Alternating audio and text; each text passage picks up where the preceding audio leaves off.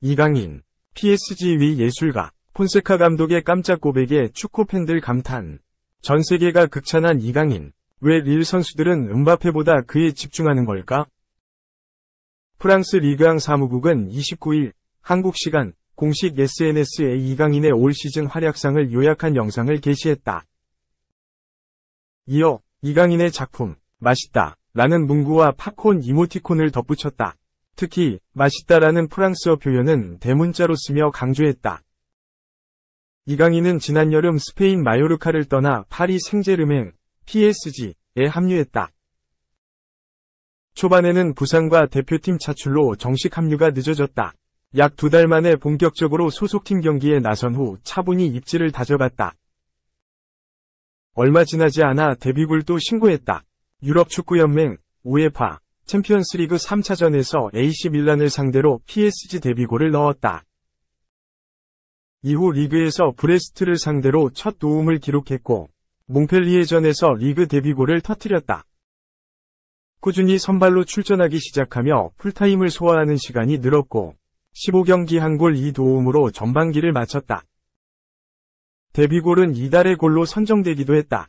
몽펠리에전에서 넣은 이강인의 골은 음바페, 우스만 덴벨레, 그리고 비티냐의 골을 제치고 PSG 위 11월 이달의 골로 뽑혔다. 리그앙에서도 FC 매치의 아블리 잘로우, PSG 위 덴벨레, 스타드 렌의 벤자밍 브리조, 릴의 티아고 산토스가 함께 경쟁을 펼친 가운데 이강인의 몽펠리에전 골이 최종 이달의 골로 선정됐다. 이번 시즌 엔리케 감독은 다양한 전술을 두고 이강인에게 여러 역할을 맡겨보고 있다.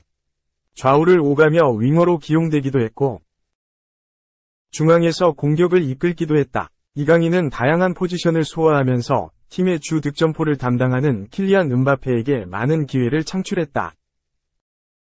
이강인을 향한 비판도 있었다. 현지 매체와 프랑스에서 활동하는 전문가 등이 이강인에 대해 혹평하기 시작했다. 그러나 루이스 엔리케 감독은 라리가를 모르는 사람들에게는 조금 생소할 수도 있는 선수다. 그는 오른쪽 윙어부터 중앙에서 가짜 공격수 역할까지 맡았다. 그는 최고의 기술 능력을 갖고 있다. 수비 능력도 갖췄고 팀을 위해 자신을 희생할 줄 안다.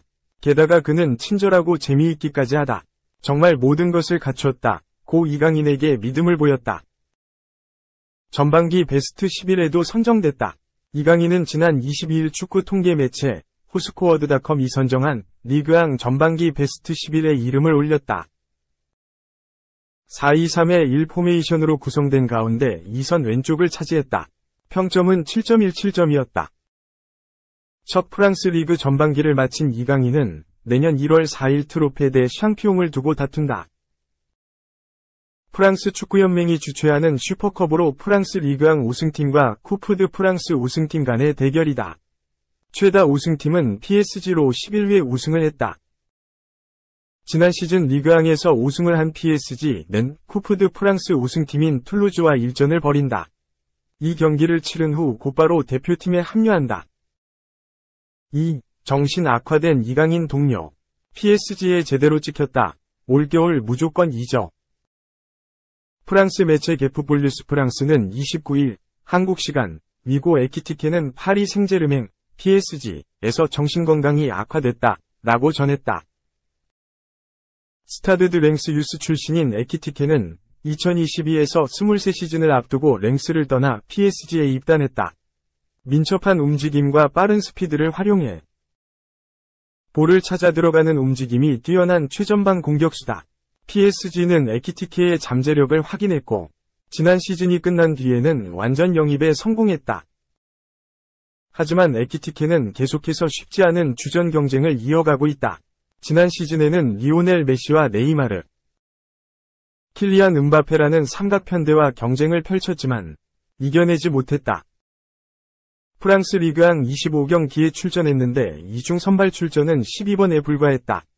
많은 기회를 받지 못하며 공격 포인트도 3골과 4개의 도움에 그쳤다.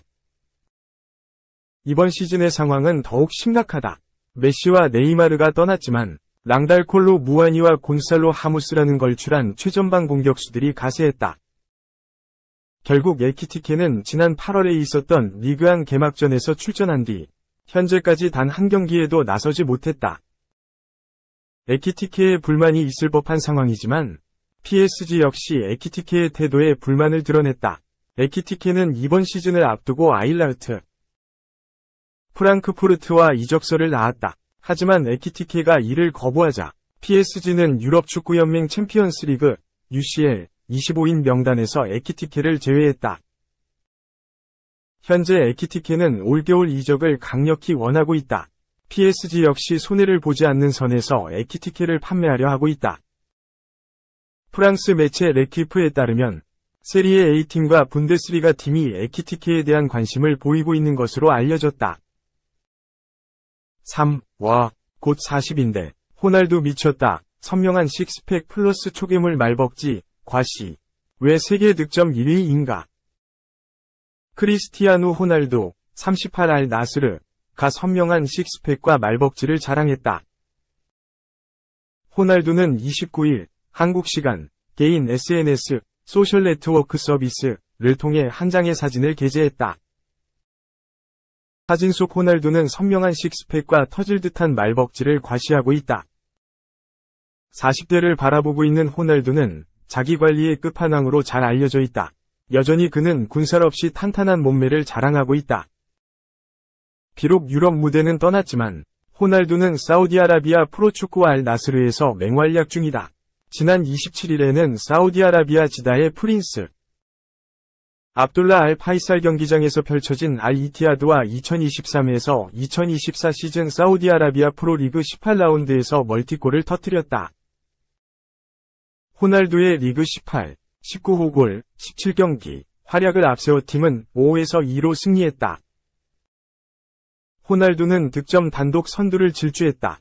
2위인 알렉산다르 미트로비치, 아릴랄 16골과 3골 차이가 난다. 이 멀티골로 호날두는 2023년 전 세계 최다 득점자로 등극했다. 알 나스르는 구단 SNS를 통해 팀 내 주장인 호날두가 올해 53골을 기록했다.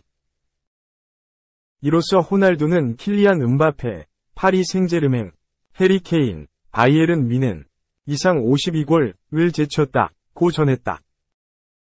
지난 1월 알 나스르에 입단한 호날두는 올해 총 58경기에 나서 53골 15도움을 마크하고 있다. 여전히 포르투갈 대표팀의 핵심으로 활약하고 있는 호날두는 유로 2024 대회 출전은 물론 내심 2026 북중미 월드컵까지 노리고 있다. 그 배경에는 엄청난 자기 관리가 있다. 4. 6,700억 썼지만 계속되는 부진 오른쪽 화살표 포체티노 감독의 고충, 힘들 줄은 알았는데 이렇게까지 힘들 줄 몰랐다. 부진을 겪고 있는 첼시의 마우리시오 포체티노 감독, 50일, 이 올 시즌 어려운 상황에 대한 고충을 털어놓았다. 영국 매체 트라이벌 풋볼은 29일, 한국 시간, 첼시의 마우리시오 포체티노 감독은 올 시즌이 생각했던 것보다 더 어렵다고 인정했다, 라고 전했다. 포체티노 감독은 올 시즌을 앞두고 첼시의 새로운 사령탑으로 부임했다.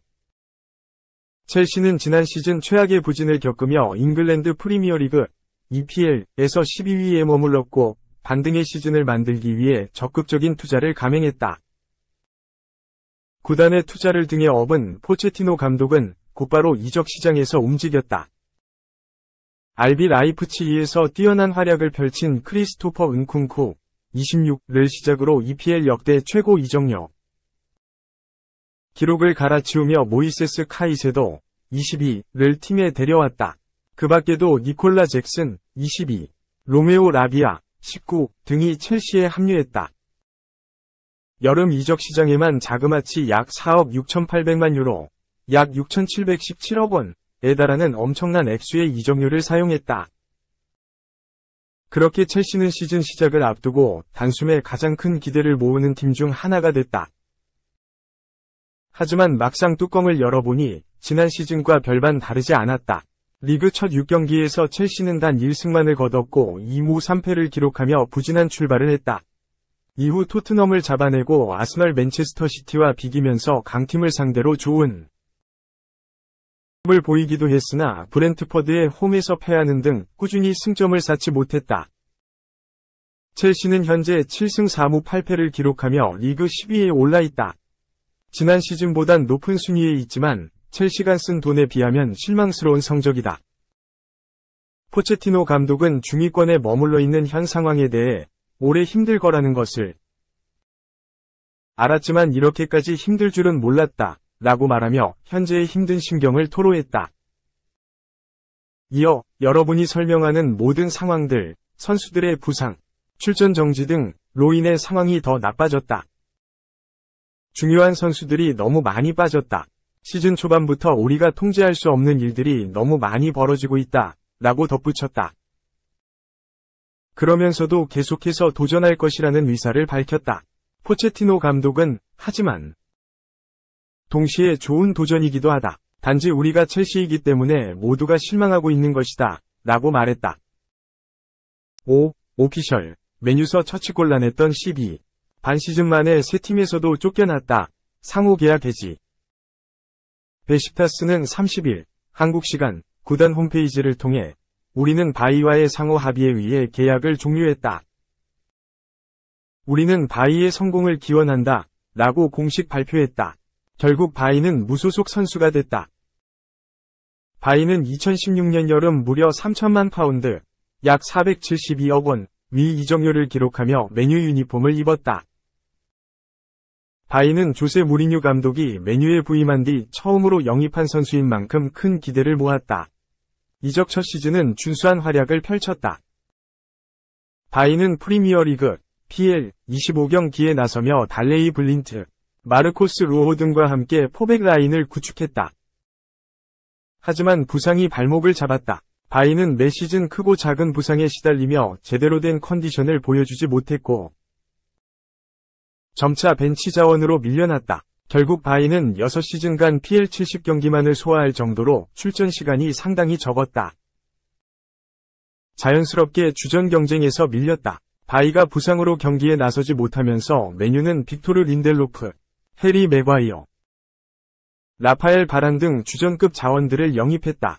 지난 시즌을 앞두고도 리산드로 마르티네스가 합류하며 입지는 더욱 줄어들었다. 결국 바이는 마르세유로 임대를 선택하며 새로운 도전에 나섰다. 하지만 마르세유에서도 부상이 끊이지 않았다. 부상에서도 돌아온 경기에서도 또 부상을 입고 경기장을 빠져나가기까지 했다.